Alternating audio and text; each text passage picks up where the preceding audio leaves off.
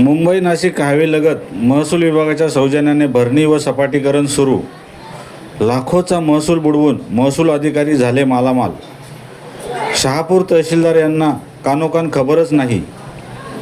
मुंबई नाशिक राष्ट्रीय महामार्गालगत कसारा हद्दीत मोठ्या प्रमाणावर बेकायदेशीर भरणी व सपाटीकरणाचे काम सुरू असल्याचा धक्कादायक प्रकार उघडकीस आला आहे. विशेष म्हणजे सर्व महसूल विभागाच्या आशीर्वादाने सुरू असल्याची जोरदार चर्चा परिसरात रंगली असून या बेकायदेशीर कामामुळे शासनाचा लाखो रुपयाचा महसूल बुडत आहे.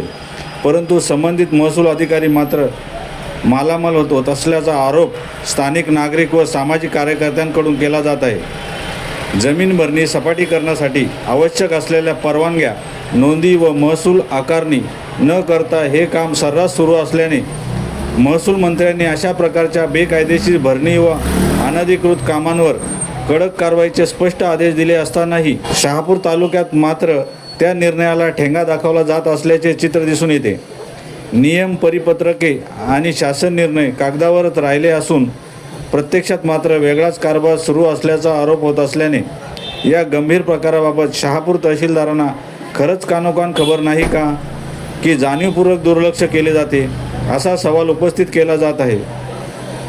महामार्गालगत खुलेआम सुरू असलेले हे काम महसूल यंत्रणेला कसे दिसत नाही, या प्रकरणाची उच्चस्तरीय चौकशी करून दोषी अधिकारी व संबंधित जमीन मालकांवर तात्काळ कठोर कारवाई करावी अशी मागणी जोर धरत आहे. न्यूज रिपोर्टर किशोर भोईर, मशाल न्यूज, कसारा.